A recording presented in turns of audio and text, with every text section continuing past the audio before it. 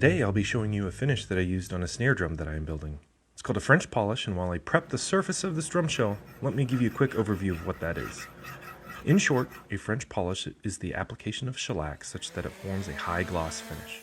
If you are unfamiliar, shellac is a resin that can be dissolved into alcohol and applied as a finish for products. Because it uses alcohol as the solvent, it dries quickly. Coats after the first are dry enough to be reapplied in minutes.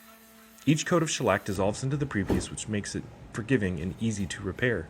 Shellac itself is non-toxic and can be dissolved into Everclear, which means you don't need a lot of gross chemicals to work with it. It isn't the most durable of finishes, as it is susceptible to water, alcohol, and heat. If your project won't be subject to these hazards, though, it can be a great choice as a finish. While shellac can be found pre-dissolved in cans at the store, shellac does have a short shelf life after mixing.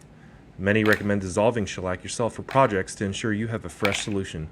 This also helps to reduce waste, as you can mix up only what you need for your purposes. I'm mixing up the shellac here by grinding the resin with a spice grinder. This reduces the time needed to dissolve the shellac into the alcohol.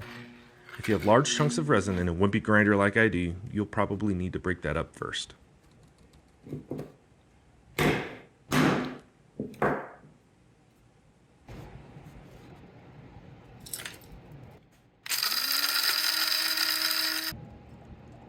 Once the resin has been ground, I pour some alcohol into a container and add the shellac to it. The ratio of alcohol to shellac is measured in what is called pound cuts. A pound cut is 1 pound of shellac to 1 gallon of alcohol. The higher the pound cut, the more shellac is in the finish. For this project, I'll be mostly working with 1 and 2 pound cuts. I mix this the night before I need to apply it, occasionally shaking the glass to help the process along.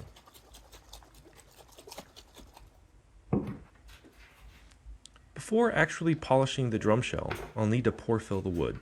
Walnut is a fairly open-grained wood, and for this finish, I need to fill its pores to smooth things out. I wanted to try the traditional approach, which is rubbing pumice powder into a shellac finish to fill the wood.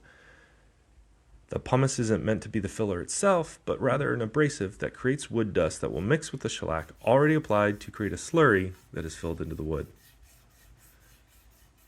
So here I am applying the initial coat of shellac to the drum shell. While I am only polishing the outside of the shell, I wanted some moisture protection on the inside, so I'm applying shellac there as well. I don't really care too much how things look at this point, since much of the shellac will be sanded down anyway. This coat is done with a 2 pound cut of shellac.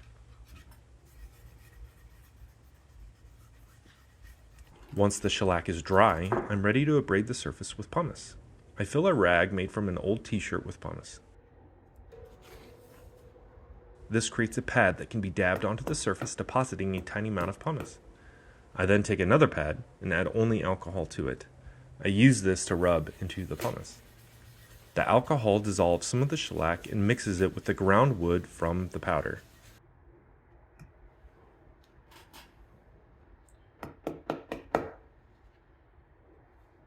I go around the shell, working a section at a time until I can't see any grain that needs filling.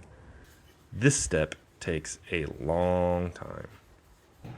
I actually added another coat of shellac as I didn't feel like I had enough on there to create the slurry I needed. After this dries, I sand back the shellac I added to create an even surface. I'm careful here to not sand too much and remove the shellac I worked so hard to fill the pores with. Now that I've got the pores filled, I can start the finishing in earnest.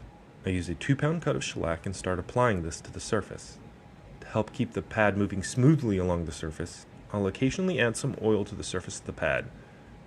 Not too much, just a tiny dab on my finger will do. The oil I'm using is just olive oil. I don't want it to be a drying oil like boiled linseed oil, I just need it for lubrication. After the initial coat, the oil should also help give some indication that you are applying the correct amount of shellac. There should be a vapor trail behind your pad as you apply it to the surface. This trail is the alcohol evaporating through the oil. If you have a really long vapor trail, you have too much. If the trail is really short, like an inch, then you're good.